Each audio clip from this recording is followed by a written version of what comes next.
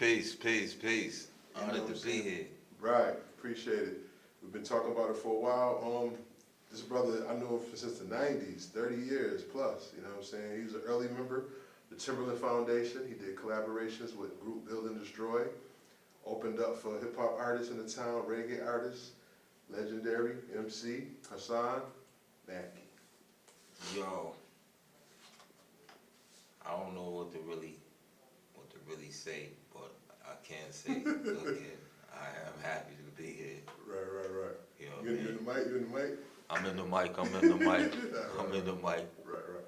So now, you know, basically, I created this platform to, you know what I'm saying, try to get the local artists in the town together, just artists, period, and have a way for people to tell their story or tell what they're trying to accomplish. And, you know, background, basically, how long you been emceeing, and you know what I'm saying? Man, it started by way of my early method of opening cans of baked beans, which I told you earlier. Right. Barehanded, you know, I just used to claw into a can of baked beans, pry into the bottom, all the way through. Kind of like Popeye on the cartoon. Oh, word, you get the spinach. She used to get real, man. You know what I'm saying? It used to get real. You know, I go through about 4 or 5 cans of baked beans. So how long you been emceeing though? Who inspired you though? What? Man, Get to the essence. I've been inspired by the greats, man. Yeah. Run DMC. Okay, right. Shit, Curtis Blow. To me, I don't mean to cut you. To me, the golden era. Yo, Melly Mel. Right. Yo, Dead. 88 to 98 was like the golden era of hip hop. That's the era I grew up in. You know what I'm saying? The boom bap, the consciousness. Yeah. High frequency. 88 to. I mean, it's debatable. It's a preference thing. It's a preference thing, but like for real, because the Fat Boys was mad innovative. Yeah. That was one of my favorite groups. Crush Groove. Yeah, bro. At about 5 years old, from what I can recount, that was definitely one of my favorite groups. I was definitely trying to beatbox. You know what I mean? Yeah. The whole bird stick of the high. That's hip-hop. Yo. That's hip-hop. Word. I was trying to do all that. Because Karis One said something last night. I was watching an interview with him, and he said something interesting. He was like, real hip-hop is really with us, right? And he was like, you don't need to plug in nothing. Yo. You could beatbox. That's hip-hop. Bro, I remember a time where, you know, the balance was more so, it was more so like, it wasn't really about the MC. You know what I mean?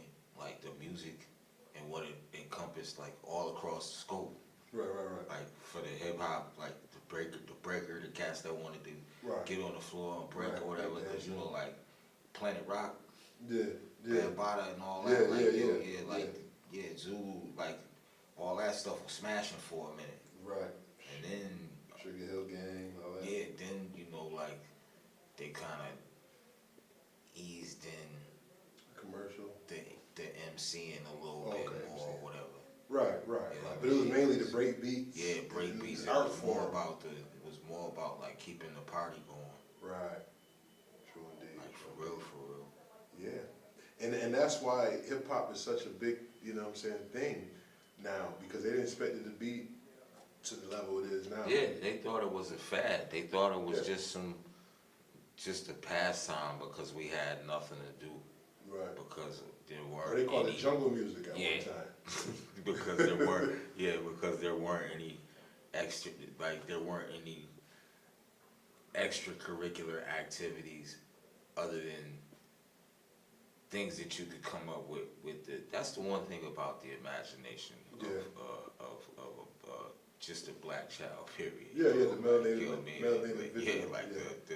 The imagination of a child that's just like, man, I don't got no toys, no nothing or whatever. I just got this little can I'm gonna kick around. Bro, that's how I got good at freestyling. Yeah. You know what I mean? Like not having nothing to do. Got a dictionary or something? Yeah, having a dictionary, having books, having music around. You know, because my brother stayed giving me a Walkman and some tapes. Right. He always had some, you know what I mean, some sort of form of music and for some way for me to listen to it. Right. You know what I mean? And when new albums would come out, he would always either take me to go get them or let me hear him right when he was hearing them for the first Mhm. time. Mhm. You know what I mean? So I can remember a lot of, Mhm. like a lot of classic material. Like, Yeah. yeah, I was there for that. Right. Or That's what's up. So, okay, so where you think, we're gonna get a little more deeper now, where you think, what's the state of hip hop currently, you think, from where we came from to now? What's the state of hip hop and where you think it's going currently? I feel like, yo, it's really, it really pains my heart. Yeah, the direction of it. Just the idea that, you know, we work so hard to get to like Right, a certain point. little recognition. Cause you know, cats are like, man, we remember like, yo, if you grew up in a certain time and you're of a certain age, then you can remember when certain types of music was on the radio. Right. And or the platform was just shared with everybody because don't front, like MC Hammer wasn't getting airtime Yeah. on the same airwaves that KRS-One was getting Right. airtime on. Now, in today's age, you might have to go search way down the dial. Right, or go to Cyrus Radio to get Go, some yeah, old yeah, school to hip go hop. look for a KRS-One or somebody like that. Right. You know what I mean? Somebody with some sort of knowledge or somebody that wants to inform you or something. Right. Or whatever. Well, underground's still there, but like you said, you gotta search for it. Yeah, and then like, yo, like, Buried treasure. and then a lot of this stuff, like, yo, like a lot of this, like, yo, let's be real, like a lot of stuff sound formulaic. There's a lot of real how-to-ish. Sound process, You know what I microwave. mean? How-to-ish. You know what I mean? They got programs with the beats now where they like, oh, the stems. You know, the stems for what, man? We didn't digging for records. Yeah. We digging for records. We digging Right. for drums. Right. Or we samples and buying a drum and kits. hooking a mic up to it. Yeah. You know what I Creativity. mean? Or going to our man's studio that got the drum kit and bringing the mic and recording the drums or whatever. And doing it that way or whatever. Right. But People not creative no more. yeah, people wanted to be too easy, Too easy. man. And thinking everybody can be an MC. You know? Yo, everybody can't be you. You know what I Right. mean? You can't be you and be somebody else at the same time. Right. You gotta Right. figure it out. Right. You gotta master self before you master it. And do it from the heart, do it from the love. Because Yeah. I was gonna ask you the next question. So what would you tell upcoming artists that's trying to get on? What inspiration you'll give them? What advice you'll give them? For one, I wouldn't even be saying like, yo, don't even be trying to get on first and foremost. Like, if you're trying to get on, you're doing it wrong. You know what I mean? Have love for the craft. Right. And don't look for money always. Yeah, first and foremost, have love for somebody else's craft, because a lot of y'all are like too good to listen to anything else that somebody else made. Right. You know what I mean? And Right. be thinking like, yo, be thinking y'all better than people. Yeah. And then be like, yo, the person you like, the person you're trying to sound like, the person that you like, they rap like that other person that you don't want to listen to. Right, right. Or the one you hate might Yeah, be the one that you love, yeah, favorite yeah, rapper. like, yeah, it's weird. You know what I mean? Like, it's really weird. It is. So why isn't Rochester, you feel, the 585, being more recognized, you know, with all the great talent that we do have here? What you think is holding Rochester back? Nothing really holds us back unless we allow it to. You know what I mean? Nothing really holds us back unless we allow it to. It's a whole lot of talent here. Because you got It's a people lot like of great- Buffalo, you know, great Gazelle, musicians. Yeah, I know some guys out there too. Yes, that are my buddies or whatever. They do great things too. right. You know what I mean? Like, and the same could be said, I'm pretty sure they would think for their hometown. It's all about like, yo, nobody can hold us back but ourselves, you know what I mean? Right. Like, if we work together to get the engine running, you know what I mean? Like, if anybody or everybody that knows or has a cognitive thought about each piece and how it works or whatever, Yeah. I'm sure we could get things going. Right. I think it's really bridging the gap too. The elders, you know, we consider them the elders. The gap The has been bridged, bro. versus Like the youth. stuff is, Right. is going on. You know what I mean? But what I mean by that is, because you know, I work with young kids. You know, I be older and young, and a lot of the youth feel when they hear some our music or the old school, oh, I don't want to hear none of that boom bippity bap stuff. You know what I'm saying? And it's like we don't. And then the older people don't want. I want to hear that mumble rap. It's like we have to understand, like you said, respect all genres. It's a different age now, and you know. Yeah, everything has its space. Like, Right.